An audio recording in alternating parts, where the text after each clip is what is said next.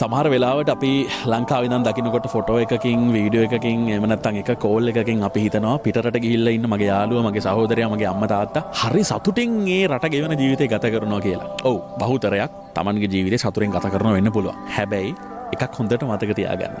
ඔයාගේ ජීවිතේ ළඟම කෙනෙක් පිටරටකට ගිහින් ළඟදී නම් ඒ කෙනා ඒ පිටරට අලුතෙන් ජීවිතය පටන් ගන්න උත්සාහ කරන කාලේ. එතකොට ඒ උත්සාහ කරන කාලේ ඒ තරම් ලේසි දෙයක් නෙමෙයි. ඒක හරි අමාරුයි.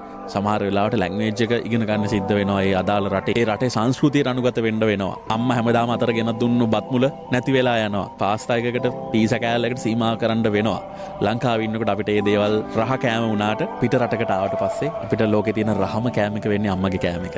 ඉතින් ඒ හැමදේම අපිට අතහැරලා දාලා ජීවිතේ මුලින් ඉඳන් පටන් ගන්න වෙනවා. ඒ නිසා ඔයාගේ ජීවිතේ බොහොම කෙටි කාලයක් ඇතුළත ඔයාගේ යාළුවෙක් සහෝදරයෙක් අම්මා තාත්තා වේවා පිට රටකට ගිහිලා ජීවත් වෙන්න උත්සාහ කරනවා නම් හොඳට මතක තියාගන්න. එයා යාගේ ජීවිතේ ඊටාම